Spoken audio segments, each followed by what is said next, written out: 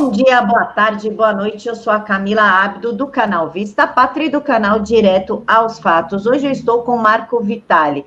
Ele foi diretor de 7 jornais, entre eles Jornal do Brasil, Folha de São Paulo, Diário de São Paulo, Folha da Tarde, Notícias Populares e foi fundador do Agora, entre outros, autor do livro Sócio do Filho, a verdade sobre os negócios milionários do filho do ex-presidente Lula. Ele também tem uma associação voltada ao atendimento de pessoas com deficiências físicas, jornalista, fotógrafo, ou seja, fotojornalista, e foi ex-diretor comercial da Gol por 7 anos. Marco, muito obrigada por aceitar falar conosco. Obrigado, Camila. É um prazer estar aqui, poder contar um pouquinho dessa história de negociatas milionárias, de corrupção, e de como se estruturou essa quadrilha, né, do Lulinha, conhecido como Lulinha, que é o Fábio Luiz Lula da Silva, e também negociatas feitas, comandadas pelo ex-presidente Lula. Marcos, só para deixar claro aqui para o pessoal que está assistindo a gente, o seu livro é o primeiro mais vendido em biografias políticas, e creio que seja por conta do conteúdo denso, que são mais de 200 páginas dentro do livro. E eu já começo com a pergunta aqui: como começou a sua experiência com o pessoal da Gol, Lulinha e toda essa história de corrupção? Então, Camila, na época eu trabalhava na Folha de São Paulo, Folha da Tarde, Notícias Populares. Eu estou falando de 1998, quando surgiu uma ideia, eu tive uma ideia de lançar uma promoção para jornais que era encartar a Bíblia em CD. Na época, o Jonas Suassuna, né, que é o laranja do Lulinha, que a gente vai falar muito sobre ele aqui, ele tinha uma empresa de promoções, fazia hinos de futebol, e daí vem, inclusive, a origem da palavra Gol, tá? Que não tem nada a ver com a empresa aérea de mesmo nome, tá? A gente está falando de um grupo de comunicação chamado Gol, e que a maioria dessas empresas eram empresas de fachada. Mas eu ligo para o Jonas Suassuna e falo: Jonas, tive uma ideia, vou lançar a Bíblia em CD. E o Jonas fala: Marco, eu vou ligar para o Cid Moreira. Ligou para o Cid Moreira, o Cid Moreira grava o Velho Testamento, grava a Bíblia, e é lançado em jornais. E essa promoção se torna a maior promoção já realizada em jornais. A Folha da Tarde tinha uma circulação de meses para 120 mil, e o Jonas se torna milionário. Ele vende esse produto para o Brasil inteiro. Passado algum tempo, eu saí dos jornais e reencontro o Jonas Suassuna em 2009. Eu tinha tido uma ideia de uma outra promoção para jornais, procuro o Jonas Suassuna, aqui no Rio de Janeiro, na sede do Grupo Gol, que na época ficava na Lagoa, e falo com ele: Jonas, tive uma ideia de uma promoção. E eu reencontro o Jonas em 2009 e levo até ele uma ideia, que era uma promoção para jornais, que não vingou. E quando eu chego lá, o Jonas conta que ele tinha virado sócio do filho do ex-presidente Lula. E acabou me convidando para trabalhar, e eu vou trabalhar como diretor numa área, era uma diretoria que a gente sempre fala, diretor comercial. Fui trabalhar numa área de negócios voltados para jornais.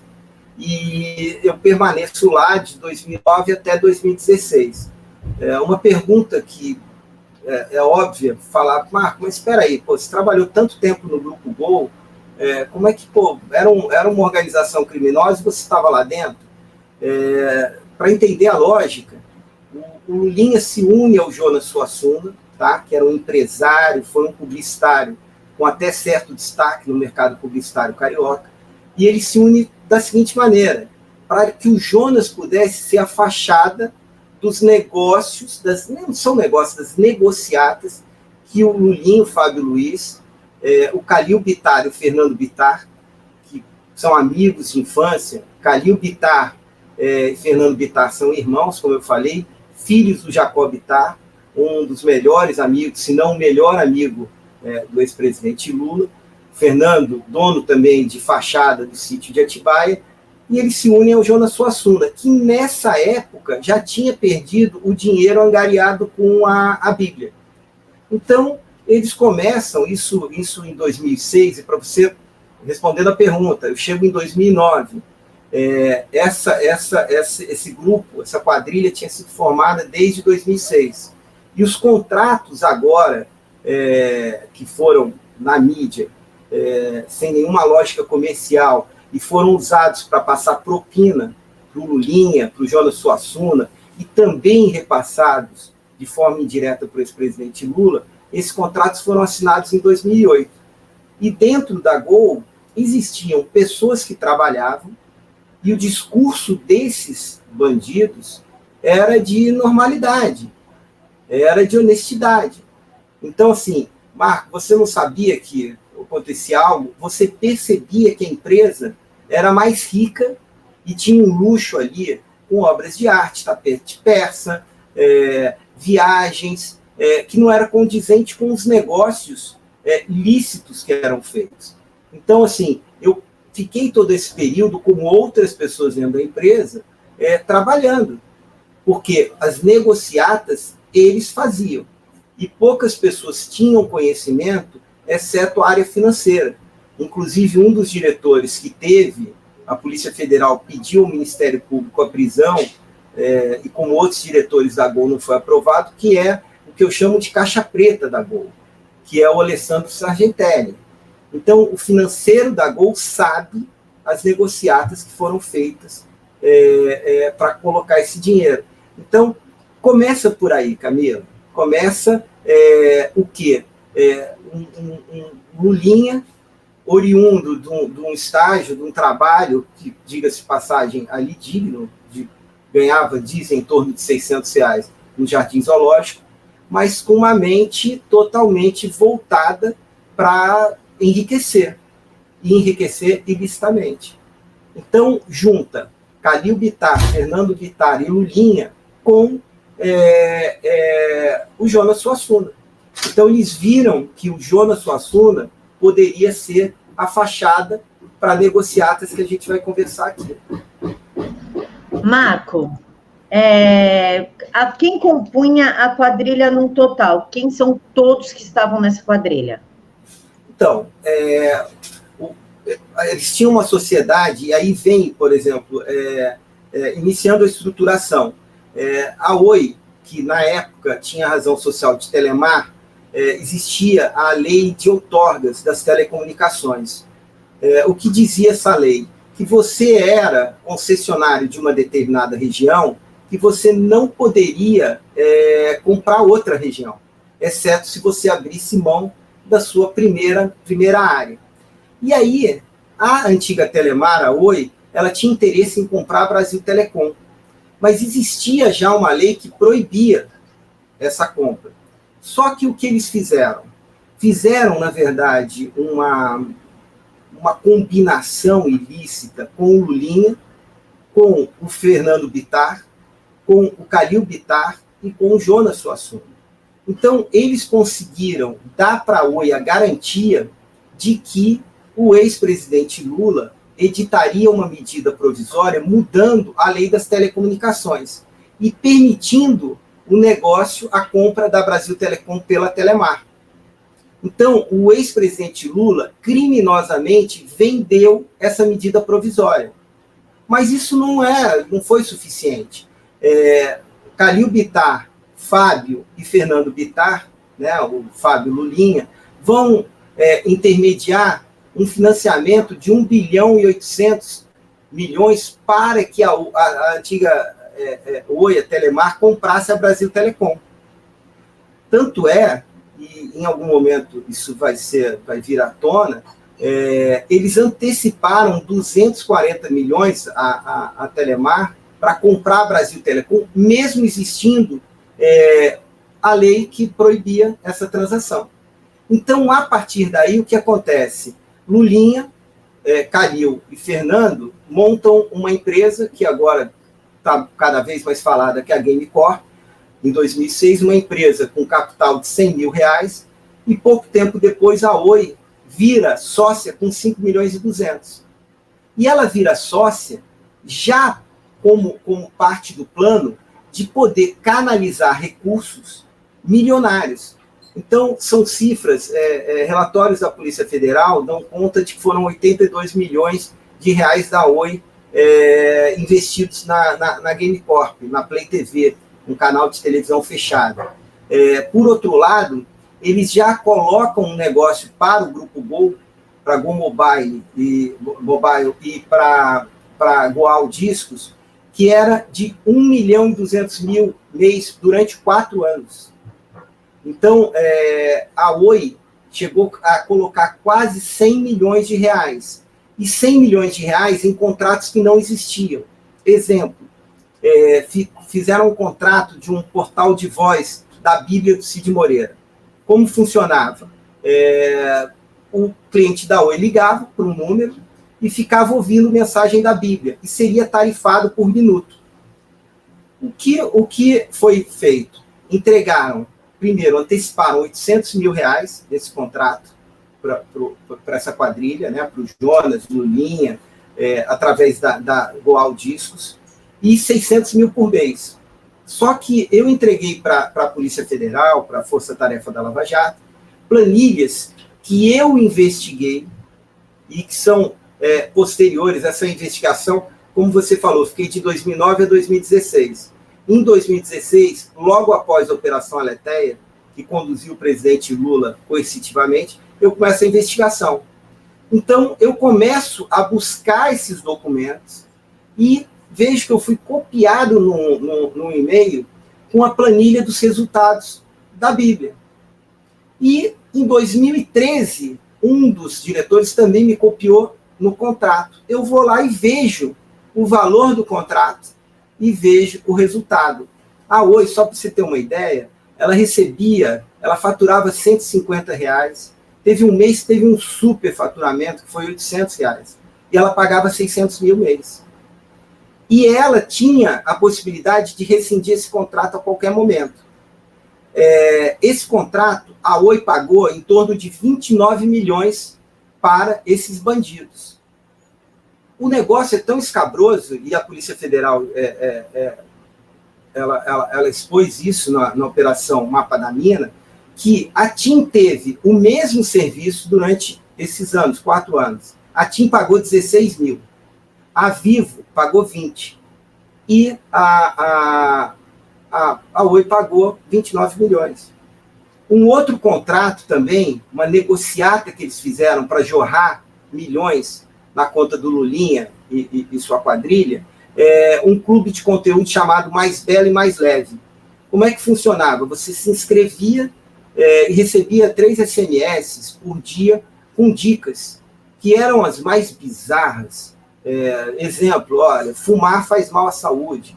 Então, eles começam eles ofereciam isso, logicamente era 0 faturamento, e aí literalmente 0. Entrego também e-mails para a Força Tarefa da Lava Jato, para a Polícia Federal, mostrando que aqueles contratos não davam resultado nenhum. E esse outro contrato eu nem tinha, do Mais Belo e Mais Leve, e depois eu vejo por relatórios da Polícia Federal, da Receita, que ele tinha em torno de 27 milhões. Ou seja, os procuradores, eles apresentaram isso na coletiva após a Operação Mapa da Mina, com as informações que eu passei. Então, dizia o seguinte, que a Oi faturou 21 mil durante 4 anos, mas pagou 27 milhões. Então, essa era a estrutura. Eu costumo dizer o seguinte, na mídia, sempre se fala que corrupção não dá recibo.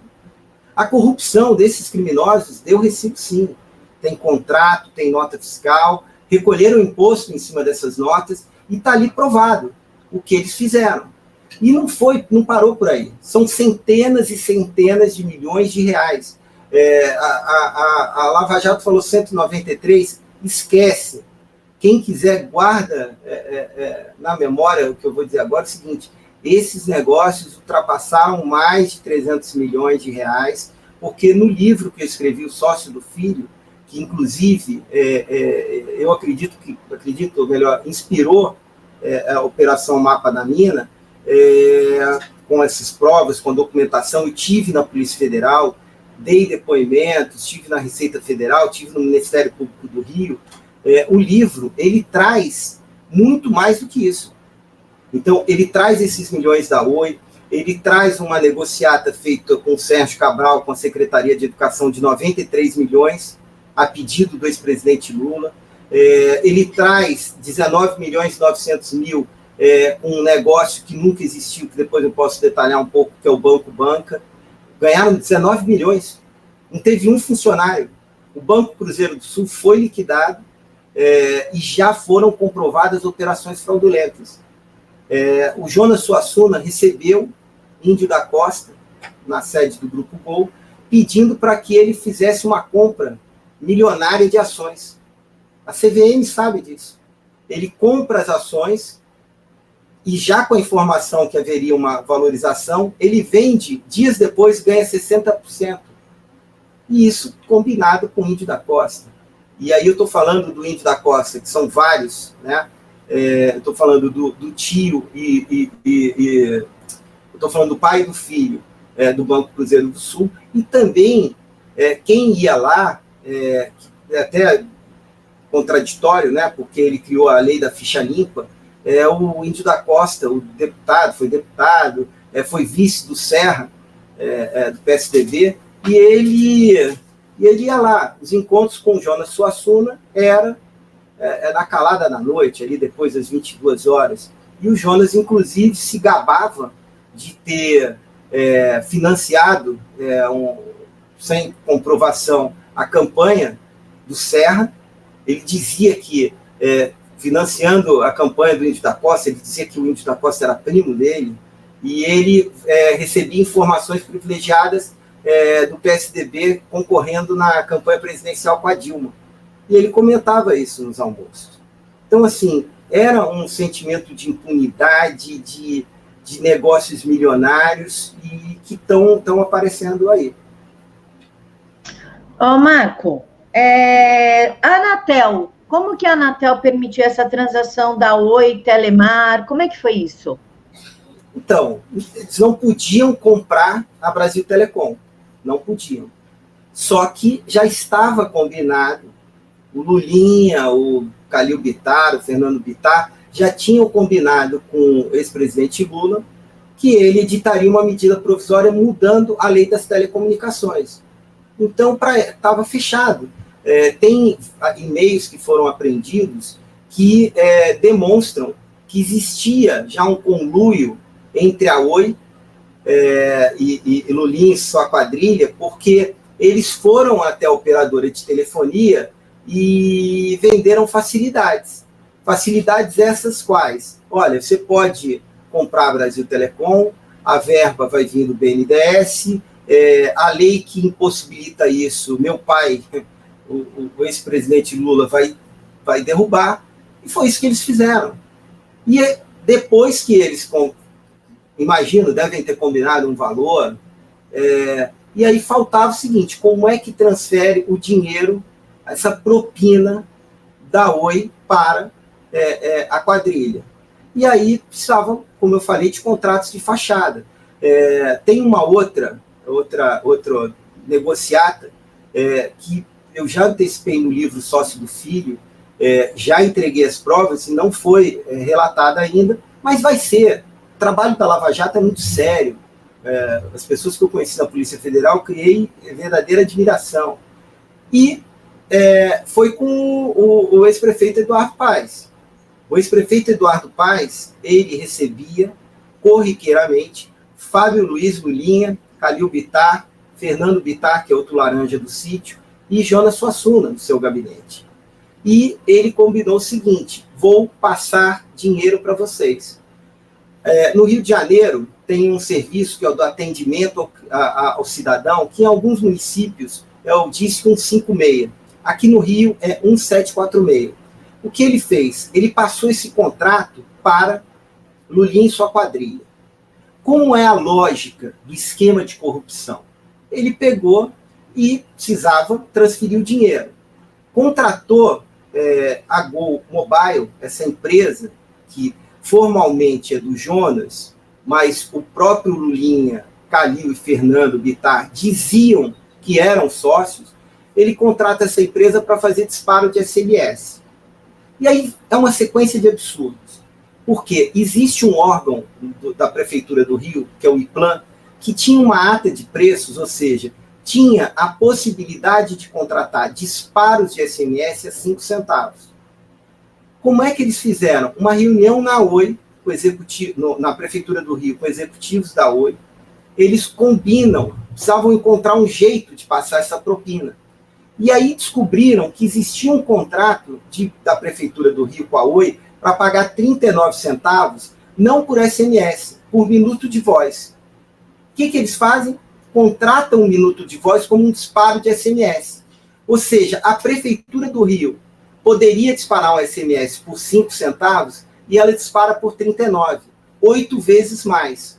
Só que a ganância desses corruptos não para aí. Eles não queriam ganhar 8 vezes mais. O Eduardo Paes, o ex-prefeito, combinava com eles, olha, eu vou te pagar 1,5 milhão esse mês.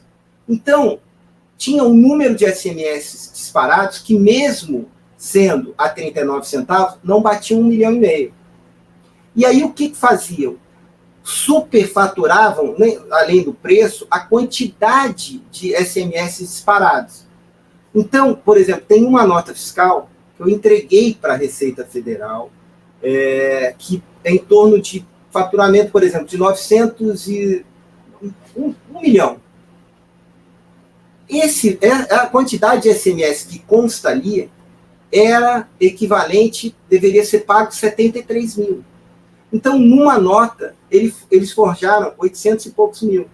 A Prefeitura do Rio passou, através da Oi, e também um call center, que já teve ligação societária com Andrade Gutierrez, com a própria Oi, que é a Contax, que assim, fizeram tantos ilícitos que até mudaram o nome do call center. Agora é Link. Mudaram por causa dessa corrupção. Então, assim, foram milhões e milhões. E aí vem, a questão é tão aberta que vem o Tribunal de Contas do Estado do Rio de Janeiro. O Tribunal de Contas do Estado do Rio de Janeiro faz uma auditoria, e olha só, gente, o Tribunal de Contas do Estado do Rio de Janeiro, na gestão Cabral, e descobre os prejuízos que foram feitos. Na gestão do Eduardo Paes, Tribunal de Contas do município, faz uma auditoria e verifica que só no primeiro ano de disparos foi um prejuízo de 2 milhões e 900 mil para a Prefeitura do Rio.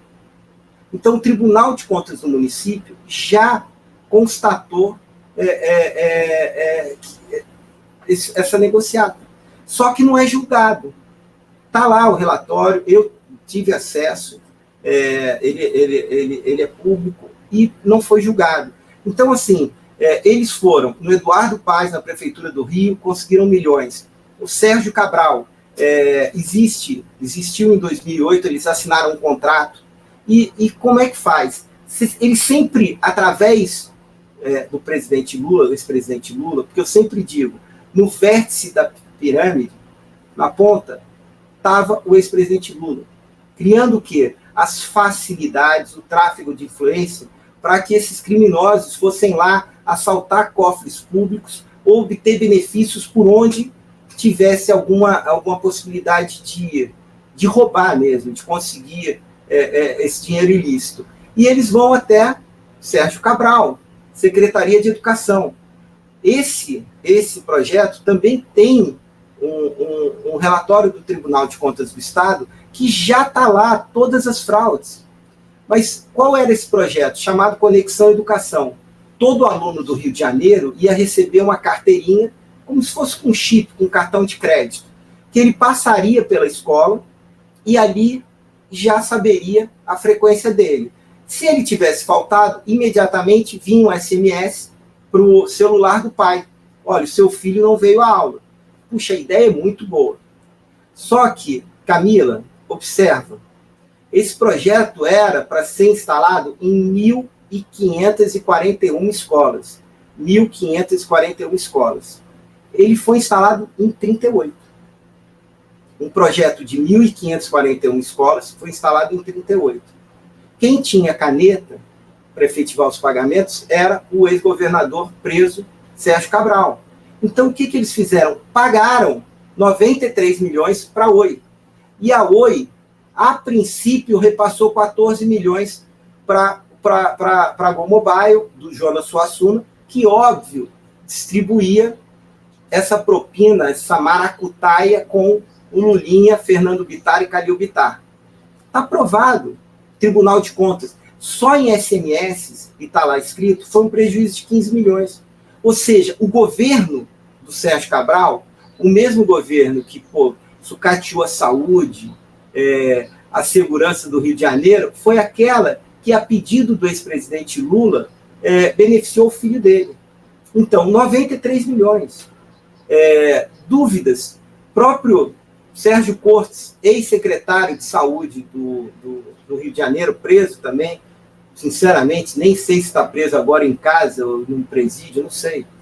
A gente sabe que os caras entram e saem toda hora. Mas o Sérgio Cortes, em um dos depoimentos, ele disse que teve um projeto grande na secretaria, uma secretaria do Rio de Janeiro, que foi o pedido do ex-presidente Lula. Então está aí, está aí. E com certeza, logo, logo vai estourar isso também, e esses caras vão ser presos. Então são dezenas de milhões. Uma coisa para você ver, eu lancei o livro já há alguns meses, eu ainda não somei o que esses caras fizeram. O que eu garanto é que foi muito mais do que 193 milhões e que muita coisa ainda vai aparecer, Camila. Marcos, e o COAF nessa história? Não pegou nada, não descobriu nada, nem nada? Porque é muito dinheiro, cara. 193 milhões, depois passou 93 milhões para a Oi, 40, desses 93, 14 milhões para Oi Mobile, de 8 centavos para 39 centavos. Cara, é muito dinheiro, 2 milhões de rombo na prefeitura. O COAF não pegou nenhum tipo de movimentação estranha? Então, Camila, eles assim, a própria Receita, ela apurou. O que eu acredito que eu tenha contribuído justamente para a operação e contribuo ainda para a Lava Jato, em relação à questão da fragilidade e de demonstrar que esses contratos são de fachada. Por quê? Eu acabei de falar do disparo de SMS do 1746, que não está na operação Mapa da Mina ainda, mas eu escrevi e estão os documentos no livro Sócio do Filho. Tá? E até, se você me permite, quem quiser até conhecer essas reportagens, vários documentos em relação a isso, tem um site que é o www.sociodofilho.com.br, que é o site do livro, e é onde eu coloquei muito material, reportagens sobre o que já foi colocado. Desde a primeira matéria feita pela Folha de São Paulo em outubro de 2017, de um jornalista chamado Ítalo Nogueira. Então, como é que funciona? Está lá o contrato, existe um contrato, eles combinavam os valores a serem pagos e diziam, olha, foram disparados 3 milhões de SMS, por exemplo, 12 milhões e 800 mil SMS. Só que tinham sido disparados 1 milhão. Por mais que você tenha uma força-tarefa tão atuante, Receita Federal, Polícia Federal, Ministério Público, o que acontece? E aí vem minha contribuição. Eu cheguei na Lava Jato e, novamente, diga-se de passagem, não tem delação premiada, cheguei, o que eu costumo dizer, de calça jeans e literalmente tênis, sem advogado, sem nada, espontaneamente, como testemunha, porque eu acredito que a gente tem que fazer isso, a gente tem que lutar por um Brasil melhor, mais justo. E eu entrego as planilhas e falo, caras, aqui não teve negócio. Como eu cheguei e falei, os 27 milhões do clube de conteúdo mais belo e mais leve não existiu. E eu entreguei os meus e-mails. Então, o que eu fiz foi o seguinte, e acredito que seja a minha contribuição. Eu demonstrei, desde lá dos primeiros contatos com a Receita Federal, com a Polícia Federal, de que aqueles negócios não existiram. Então, ao contrário, o mal e esses corruptos, eles têm várias formas de se malcomunar, de fazerem essas maracutaias. Eles escolheram o seguinte: vamos ter um laranja, Jonas Suassuna, porra, uma empresa grande, luxuosa, vários funcionários, pessoas que já tinham uma carreira, entendeu? Eu no livro Sócio do Filho, eu escrevo que muitas vezes nós éramos vacas de presépio ali, que chegavam pessoas com vinculação política, ou empresários, e o Jonas Suassuna passeava pelas salas falando: olha, esse daqui foi diretor de 7 jornais, olha, esse daqui foi correspondente do Globo na Itália. Então, era isso que ele fazia. Tá? Então, o COAF, a Receita Federal, teve acesso a todas as operações. Só que fica difícil, ou melhor, era difícil, você falar: pô, espera aí, contrato. Pô, imagina, Cid Moreira, que, diga-se de passagem, super cara, considero meu amigo, nem recebeu dinheiro desses contratos, ele foi enganado pelo Jonas Suassuna, e é um cara totalmente íntegro. Aí você chega: pô, espera aí, a Bíblia, gravada pelo grande Cid Moreira, que foi sucesso em jornais, vou fazer um portal. Pô, legal, 29 milhões. Tá. Só que se não tem alguém para implodir isso, investigar, e aí alguém de dentro para fora, para poder pegar e mostrar que aquilo era roubalheira, entendeu? Que era a propina da Oi para o ex-presidente Lula jogar para o Lulinha, isso ia ficar mais difícil. Então, esse foi o mérito. E por que eu fiz isso? Porque, Camila, dezenas de pessoas passaram perto desses caras. E só que eles se silenciaram. E aí, é o que a gente estava até conversando um pouquinho antes. Vem um pouquinho da minha lógica de fotojornalista, do trabalho que eu faço e da forma que eu procuro assumir o posicionamento em relação à verdade.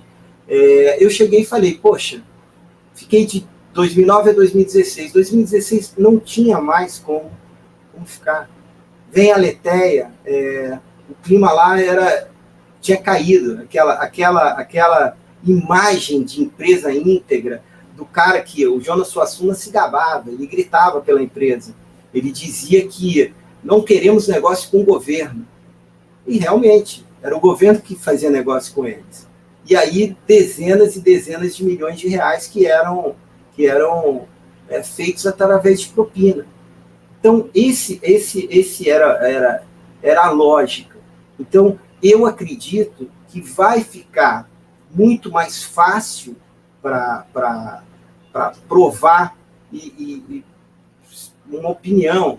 Pô, existe um trabalho seríssimo em relação ao sítio Atibaia, em relação ao triplex, mas aqui a gente está falando da influência política, de venda de medida provisória, e está lá o dinheiro saindo de uma conta, entrando na outra, e não nenhuma lógica comercial sem paga. Tem mais um exemplo, e para vocês entenderem como funciona.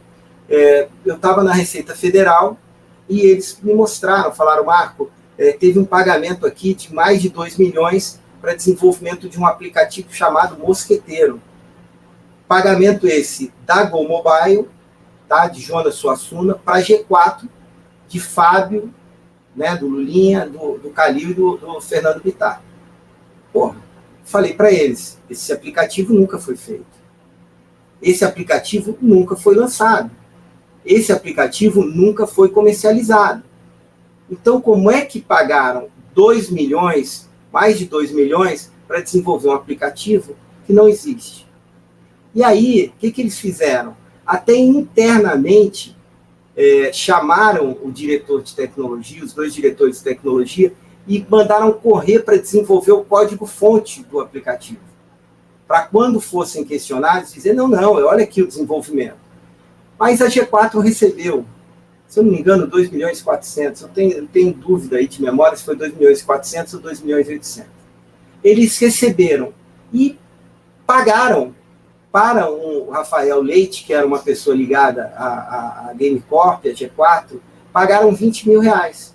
Então, olha só a operação de lavagem de dinheiro, e documentada. Se quiserem prender esses caras, vai prender.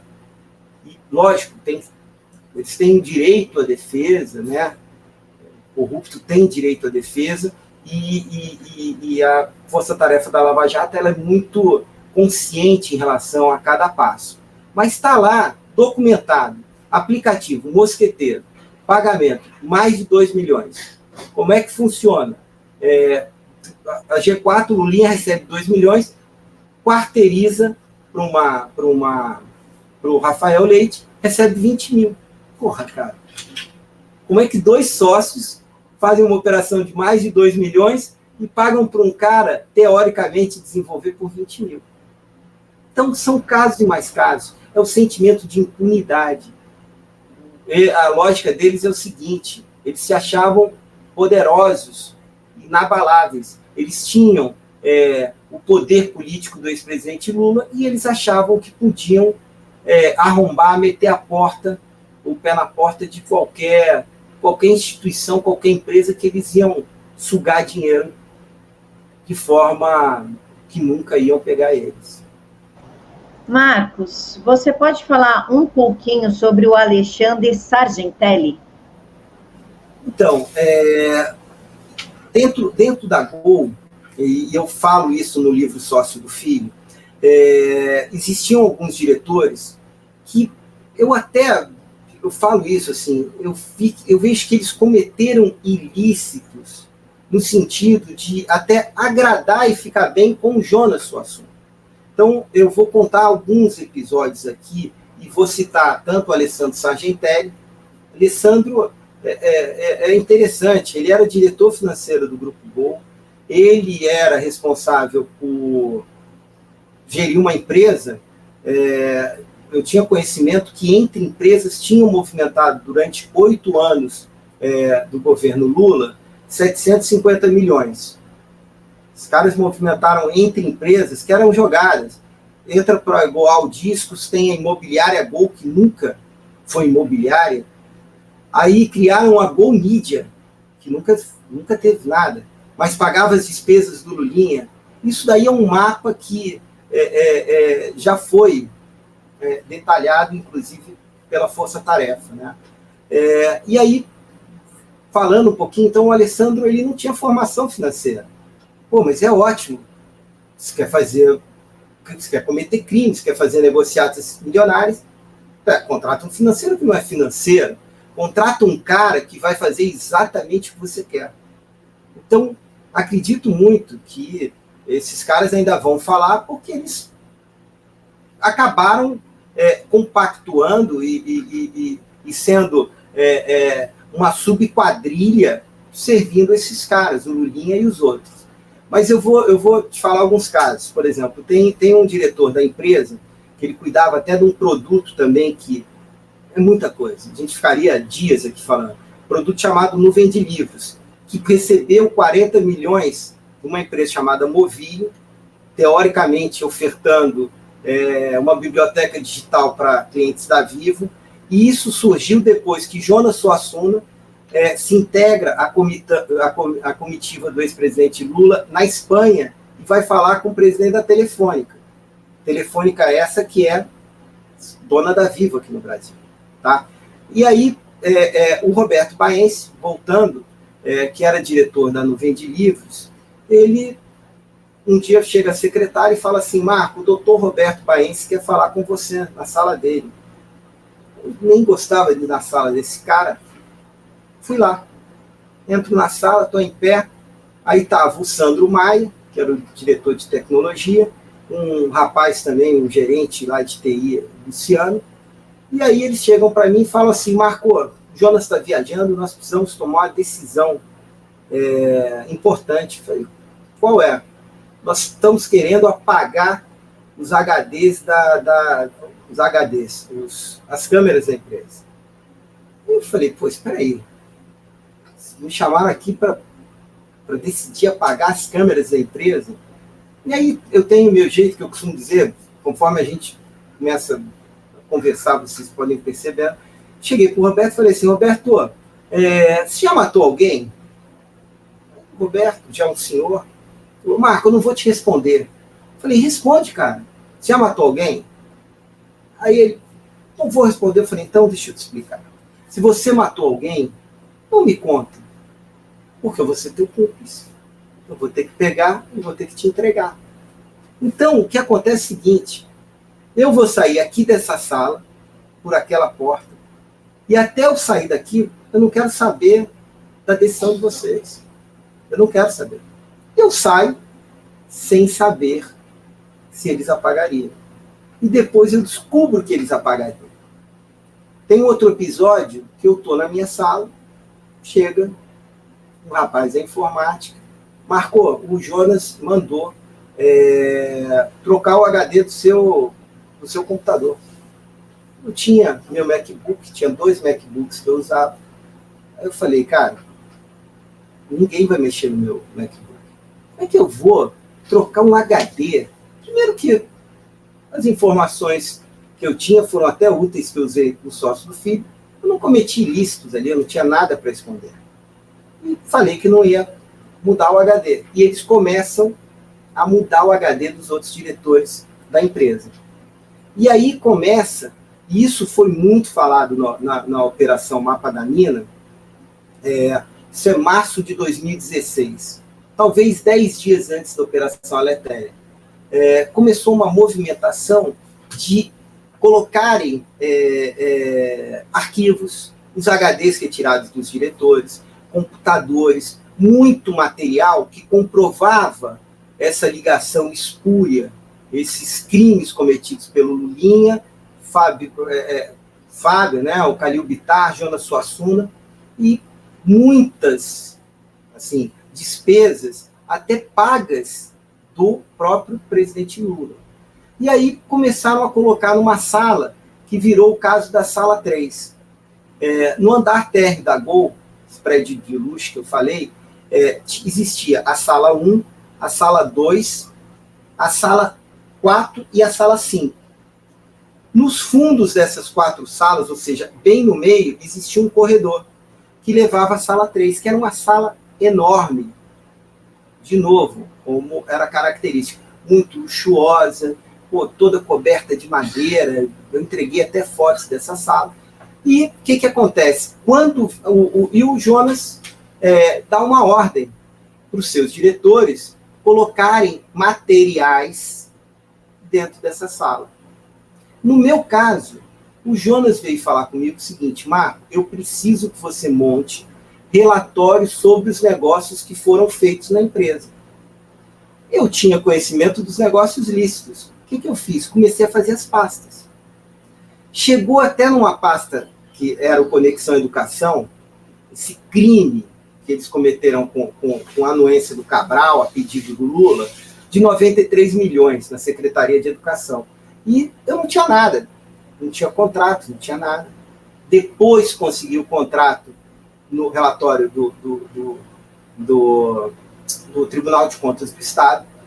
E aí, o que acontece? Eu tinha essa pasta, por exemplo, do Conexão Educação, aí não tinha nada, imprimiu o Keynote, né, o PowerPoint da apresentação, e me chamou a atenção, tá no livro Sócio do Filho, que eles fizeram para agradar o Cabral, a cara do Cabral numa carteirinha de estudante do Rio. E aí, quando o Jonas vê o Cabral ali na minha pasta, ele imediatamente pegou, arrancou aquela folha e jogou no lixo. E eu escrevi no livro Sócio do Filho, tá lá, o Cabral não era propício para mostrar o lado lícito da empresa. Então, eu faço todas essas pastas, acho que foram 16 pastas, e estão na minha sala.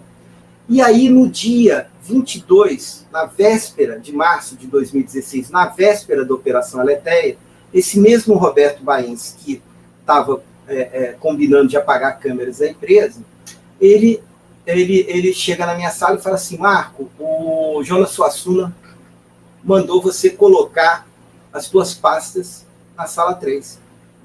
Eu estava viajando. Eu falei, Roberto, não vou colocar.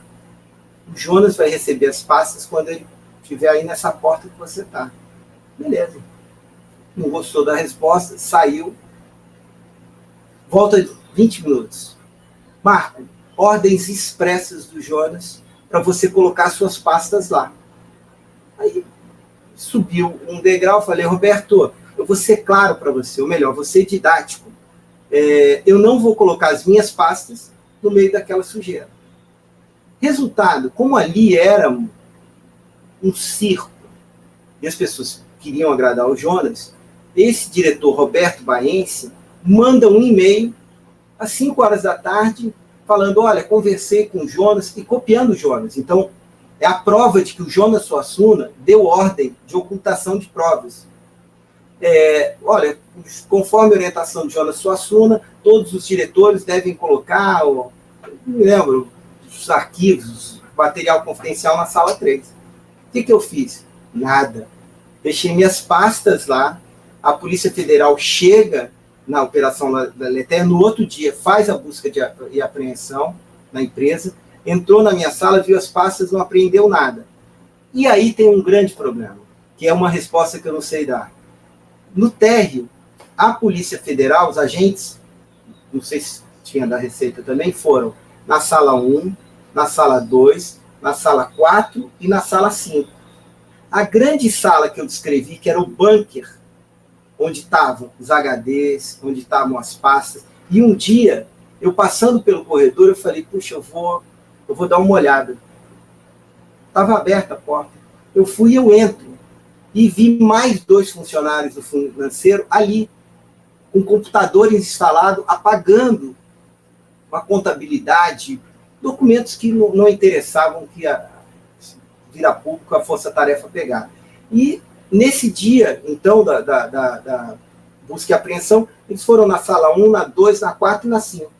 Quando chegaram na 3, eles estavam acompanhados de um funcionário da Gol, eles perguntaram, vem cá, o que tem aqui? Aí o funcionário falou, é a sala 3 de reunião. E o agente vira e diz o seguinte, olha, essa empresa tem muita sala de reunião, nessa a gente não vai.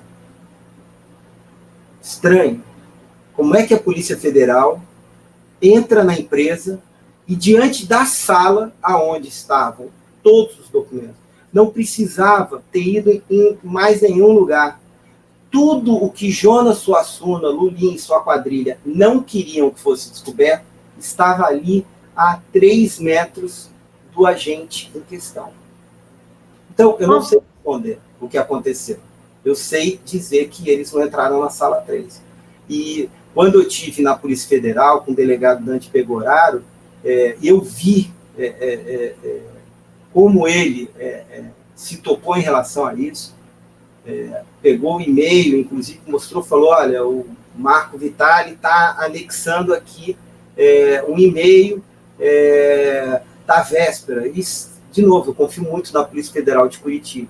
E sei que eles vão responder isso ainda. A Operação Aleteia, e aí já está comprovado, ela vazou. Inclusive um blog do PT divulgou. E a informação é que o ex-presidente Lula também sabia da Operação Aleteia. Ô Marco, falando do Lula, ex-presidiário, qual é a real atuação dele nessa quadrilha? Até onde ele sabia? Quando ele começou a ficar sabendo? Qual que é a atuação dele como um todo? Total. O ex-presidente Lula, é interessante, eles não citam meu nome, né? Eu afirmo que o ex-presidente Lula, ele orquestrou tudo isso. O Lulinha não tinha condições de bancar essa corrupção. Ele não tinha condição, se não fosse através do tráfego político do pai dele. Então, o ex-presidente Lula, ele tinha ciência, ele era, novamente, o chefe dessa quadrilha. Essa quadrilha foi formada e, convenientemente, o Jonas Suassuna chega como empresário bem-sucedido para emprestar empresas de fachada, criar empresas para receber esses milhões. Então, assim, eu afirmo, eu tenho convicção, já falei isso em todos os meus depoimentos, que o ex-presidente Lula estava totalmente envolvido e comandando os negócios ilícitos do filho dele e do Calil Bittar, do Fernando Bittar, com a anuência do laranja do Jonas Suassuna. Marco, a gente pode dizer que o sítio de Atibaia é um muito obrigada por esses contratos? Então, o sítio de Atibaia é algo muito pequeno em relação a isso. Outro dia me perguntaram, Marco, o sítio de Atibaia veio com a propina da Oi, veio através do benefício desses contratos? Veio sim, porque tudo que eles têm veio através desses contratos. Então, o sítio de Atibaia, o Jonas Suassuna, o Fernando Bittar, sempre disseram que o sítio era do ex-presidente Lula. Nunca aconteceu deles assumirem a propriedade. O Jonas Suassuna sempre foi um cara muito vaidoso. E ele se gabava das posses. Ele é dono, por exemplo, de uma casa na Ilha dos Macacos, em Angra dos Reis. E ele sempre falava, olha, eu tenho uma ilha em Angra. Não, não é a ilha, ele tem uma casa aí muito, muito, muito luxuosa numa ilha. Então, assim, o Jonas se gabava. E muitas vezes, por exemplo, ele chegava e entrava perto dos diretores e falava, poxa, meu final de semana eu ia para Angra, não vou poder ir, Dona Marisa me ligou, disse que eu tenho que ir para a festa lá do presidente, ele está me esperando no sítio dele. Então, assim, o sítio foi adquirido, sim, com o dinheiro da propina. Só que, da Oi, né, da venda das teles, dos benefícios que eles deram para a Oi. Mas você quer ver um outro exemplo? O Fábio, ele morou durante muitos anos, o Lulinha, num apartamento alugado pelo Jonas Suassuna, nos Jardins. Tá? Que acontece? Isso virou um escândalo, saiu em vários jornais, e passa algum tempo, volta um outro escândalo. Eu não tinha conhecimento. De novo, o Caixa Preta, o Alessandro Sargentelli, que era o diretor financeiro, tinha, e talvez outros poucos diretores. Mas a maioria não tinha conhecimento. História que o Jonas é dono do apartamento que o Lulinha mora. Então, o Lulinha mora hoje num apartamento avaliado em 7 milhões. Foi comprovado que o Jonas Suassuna gastou 4 milhões e 600 para adquirir e para reformar. E aí, a gente tem muito material. Olha só, o Jonas compra um apartamento, teoricamente dele, né, novamente como laranja, para o Lulinha morar praticamente de graça, eu vou explicar por quê. E o Lulinha escolhe a decoração milionária. 250 mil reais de armário embutido. Eles chamam de planejado, eles chamam de armário embutido. Então, eles fizeram isso. Gastaram milhões na aquisição e na reforma desse apartamento, e hoje ele está avaliado em 7 milhões. Eu nem tenho ideia, eu acredito que ninguém que esteja assistindo aqui tem ideia. O aluguel nesse prédio, ele está avaliado em 40 mil reais, cara. Não é aluguel e condomínio, só o aluguel 40 mil. O Lulinha, parece que há alguns meses ele pagou 18 mil reais para o Jonas Suassuna.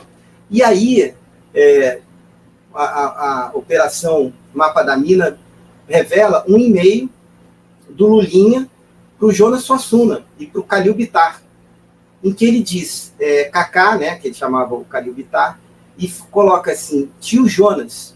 E ele, resumidamente, eu assisti isso no programa, no Pingo nos Is, o Felipe Moura Brasil falou, ele coloca no texto o seguinte, tio Jonas, acho melhor transferir algumas contas minhas para a empresa, porque as contas ficam chegando, o porteiro vê, comenta com a empregada comenta com o vizinho.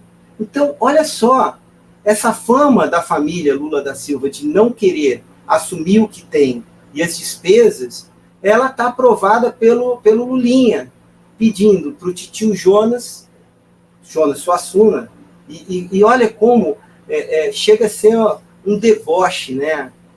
Todo esse dinheiro sujo, toda essa corrupção, e a forma que eles tratavam no dia a dia. Cacá e tio Jonas, tirar contas do nome deles. Então, assim, é absurdo. Assim, a gente fica realmente impressionado, vocês devem estar com a quantidade de ilícitos que eu estou colocando aqui, e novamente dizendo que são poucos e poucos, entendeu? Perto do que eles fizeram. Ô, Marco, você fez a denúncia e acabou que você teve que fazer um BO, um boletim de ocorrência. O que aconteceu? Camila, eu saí do Grupo Gol, né, como eu falei, em 2016, e o Jonas, ele inicialmente falou, Marco, você é o único cara honesto que eu tenho na empresa, ainda preciso de você, fica trabalhando na sua casa. Na verdade, ele não queria, era a minha presença dentro do Grupo Gol, que era, principalmente após a Operação Aletheia, eles não tinham muito mais cara de passar por mim nos corredores. O próprio Jonas, da questão anterior, quando eu descubro, através da mídia, que ele comprou um apartamento, eu mesmo cheguei para ele e falei, Jonas, eu não estou entendendo. Você teve problemas porque você alugava um apartamento e deixava o Lulinha morar. Agora você comprou um apartamento para ele. Óbvio, isso é uma lavagem de dinheiro. Patrimônio, esse apartamento não é do Jonas Suassuna. E ainda vai chegar isso. Por que não é? Porque se a sociedade acabou em 2015, por que o Lulinha mora lá ainda? Né? Porque o encerramento da sociedade, ele continua morando num apartamento do Jonas, entendeu? De graça, então isso não existe. Tá? E aí, numa ocasião, o Jonas Suassuna veio até a minha casa, e ele pegou, estava nervoso, transtornado, e ele vira e diz assim, olha, eu já passei por uma busca e apreensão na minha casa, na minha empresa, eu não tenho medo, desculpa as palavras, de porra nenhuma. Quem vier para cima de mim, pode ser jornalista, pode ser você, vai levar um tiro na testa. Eu falei, porra. Tanto é que eu começo o livro Sócio do Filho com esse termo, que é ameaça. Primeira, vou te dar um tiro na testa. Beleza, o Jonas, ele era muito exagerado nas expressões, né? E a primeira posição foi essa. E aí depois, em sequência, eu encontro com ex-funcionários da empresa e ex-funcionários domésticos da casa dele, que narraram que mais de uma vez ouviram do Jonas dizer sobre acabar com o Marco Vitale. Ouvi isso, e aí eu recebo também uma pessoa aqui em casa que era um prestador de serviço terceirizado do Grupo Gol, que me conta que ele chegou na empresa, o Jonas Suassuna o chamou na sala e falou, olha, você tem contato com o Marco Vitale? Começou a especular. E aí chega para ele e diz o seguinte, olha, eu dou o dinheiro que for para quem acabar com ele. E pelo perfil desse prestador de serviço, ele, na verdade, foi um assédio para cima dele. Ver se, de repente, ele poderia sugerir, olha, conheço alguém, falar alguma coisa desse tipo. Então, quando eu cheguei nessas ameaças, e todas comunicadas à Polícia Federal de Curitiba, com os nomes das pessoas, eu gravei vídeos sobre cada uma dessas circunstâncias, quem foram os personagens e como se deu. E aí eu conversei com a Polícia Federal e a Polícia Federal me oferece o programa de proteção à testemunha. Só que eu tenho 4 filhas, 2 menores, que estão sempre comigo, e eu não vou ficar longe delas. E eu tenho um pensamento que é o seguinte, quem não pode estar andando na mesma calçada que eu, que a minha família, que você, Camila, são eles. Então, não sou eu que tenho que me retirar, eu não vou me retirar. Então, agradeci o Serviço de Proteção à Testemunha da Polícia Federal, mas eu não vou sair do país e não vou mudar meu nome, entendeu? Meu nome está até no site do Sócio do Filho, está lá, meu endereço, onde eu estou gravando, está meu telefone, até hoje, 2 anos, não teve gracinha, porque eu levo esse assunto muito a sério. E eu registrei o boletim de ocorrência, Aí recebi a orientação, o cachorro passando aqui, ó. Recebi a orientação de pegar e registrar um boletim de ocorrência, registrei na delegacia da Polícia Civil aqui da Barra da Tijuca, e passa algum tempo, eu recebo do Tribunal de Justiça uma intimação pedindo para que eu apresentasse o nome das pessoas que me passaram essas informações. Eu, de novo, sem advogado, eu mesmo redigi a carta, levei lá no tribunal, protocolei, e falei para a juíza, falei, olha, eu com todo o respeito, eu não posso expor outras pessoas aos riscos que hoje eu estou sofrendo. E falei, eu não posso. E aí foi arquivado. Inclusive, hoje na Folha de São Paulo fala questão de falta de provas. Não, as provas eu entreguei para a Lava Jato, só não vou ficar entregando pessoas simples aí que me passaram essa informação. E também foi uma forma de me resguardar. Eu tenho minha rotina normal, passei com ela, com o meu cachorro, e tenho minha vida normal. Eu não posso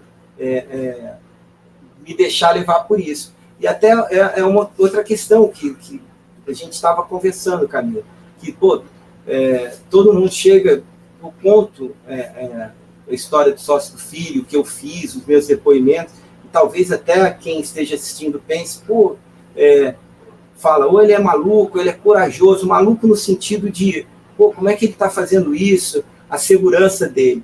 Eu não digo que eu sou corajoso, eu fiz tudo isso com paz e com tranquilidade.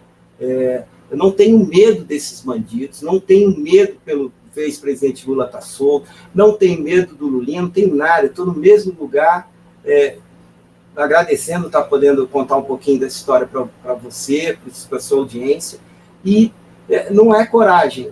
Eu acredito que a verdade e a justiça, em algum momento, tem que andar de mãos dadas. E esse é o momento, entendeu? Então, assim, eu não tenho delação premiada, não tenho nada. Eu simplesmente estou contando, e até para a Polícia Federal, quando eu cheguei e falei sobre isso, eu disse, olha, se o fato de eu ter estado no mesmo ambiente que eles, eu tenha feito algo que seja errado, eu respondo, não tem problema nenhum. E por isso que eu não tenho advogado, não tenho intermediário, não tenho absolutamente nada. E eu estou fazendo isso porque eu acredito que tem que acabar. Eu não tenho, as pessoas às vezes até falam, Marco, não acredito. Eu não tenho, entre aspas, nada contra o ex-presidente Lula, o Lulinho, o Jonas Suassuna, o Calil, essa quadrilha. Eu tenho sim contra o que eles fizeram. E é nesse patamar que eu trabalho, denunciando, apontando e ajudando as autoridades a montar o que eu chamo um quebra-cabeça. Um quebra-cabeça de corrupção de milhões. E que esses caras, como eu falei aqui, eles montaram de uma maneira que eles pensavam que fosse passar sem nenhum problema. Eles não acreditavam, eles riam, eles debochavam. Eles achavam que o poder e o dinheiro deles ia levá-los aonde eles quisessem. E eu pensei comigo, eu falei, eu vou colocar o dedo na cara deles, eu vou mostrar para eles que não adianta o poder, não adianta o dinheiro, não adianta a influência política, e outra coisa, não adianta esse estigma. Como é que um governo, olha só, as pessoas falam, você não tem medo de morrer? Morrer por quê? Eu estou falando a verdade. Eu peguei e procurei as autoridades que realmente podem tratar dos crimes, a apuração, e tomar as decisões, se tiver que prender o que for, esses bandidos. Então, assim, como é que a gente vive? Por outros casos aí que são notórios, aí que existem suspeitas de mortes, de homicídios. Eu não posso viver num país assim, entendeu? A gente tem que mudar isso. Não é só delação premiada, é muito fácil prender o cara, e eu sou a favor da delação premiada. Aí o cara fala, não, vamos mudar isso. E foi o que me motivou. Até falei aqui, tem 4 filhas. Eu escrevi no prefácio, lá na introdução do livro, que o sócio do filho, ele vem da esperança de estar fazendo algo que some, uma gota no oceano mesmo, mas que some para que elas, mais tarde, vivam num país que não tenha os escândalos de corrupção que tem hoje e não tenha esses crimes que foram cometidos. E, assim, o filho do ex-presidente Lula, o ex-presidente Lula, deveriam ser o exemplo de algo que eles não foram, que seria de correção, de honestidade, de uma origem dita mais humilde. Eles não, eles foram bandidos, corruptos, desviaram milhões de reais. Marcos, muito obrigada pela sua explicação. Você gostaria de fazer as considerações finais, apresentar o seu livro para o pessoal? Então, Camila, obrigado. Quero te agradecer. É muito interessante existirem canais independentes. Já dei várias entrevistas para grandes veículos. É interessante poder contar dessa forma mesmo, mais rica de informações. Eu estou aqui com um livro, né, que chama Sócio do Filho. Até a capa dele é algo interessante, foi feita através de uma obra de arte de um amigo meu, grande amigo meu que respeito, um dos maiores artistas brasileiros, que é o Manassés Andrade, um artista plástico pernambucano. O nome da obra é até sugestivo, que é Cabeça de Larápio, né? E o Sócio do Filho, ele conta, né, esses crimes que foram cometidos. Ele está à venda, a gente nem comentou aqui, mas várias livrarias, várias editoras se interessaram pelo livro, mas esses bandidos aí, eles acabaram atrapalhando, né? Eles fecharam várias portas. Ele é vendido na Livraria da Travessa, no Rio de Janeiro. Em São Paulo, ele é vendido pela Livraria Loyola, mas se você estiver interessado em conhecer essa história, acho que a Camila vai colocar até aí no box, né, no link, através do site www.sociodofilho.com.br. E isso daqui, o livro, na verdade, não tinha intenção comercial nenhuma. Eu fiz o livro como um documento para não deixar efetivamente que essa história desapareça. O livro é um documento. Fiz 1000 livros, a intenção era, brincava, quem tomar um café comigo vai ganhar um livro. E foi para 5.000 exemplares. Quem quiser adquirir, eu sempre faço, eu tenho um carinho tão grande que eu faço a dedicatória para todos. Então é por esse link, www.sociodofilho.com.br. E quem quiser conhecer um pouquinho do meu trabalho na área da fotografia, eu tenho um Instagram. O Instagram é Marco A. Vitale. O Vitale é Vitale, ou para quem é carioca, LE, né? Então, Instagram Marco A. Vitale e o site www.sociodofilho.com.br. E Camila, assim, adorei estar aqui, muito obrigado aí por esse espaço, e que bom que essa mensagem ela vai na íntegra mesmo aí para as pessoas, e a mensagem final é que a gente tem que acreditar. Por mais que a gente veja, às vezes, um corrupto sendo solto, eu acredito muito na Lava Jato. Demorei 2 anos em depoimentos para ver a primeira operação. Então, assim, eu confio muito, especificamente até na equipe do delegado Dante Pegoraro, os agentes, Thiago Preto, a equipe que está trabalhando. Então, fica meu agradecimento, convite, quem quiser se aprofundar aí no Sócio do Filho, vai ser um prazer, tá bom? E obrigado, Camila. Pessoal, todos os links vão estar aqui na caixa de informações.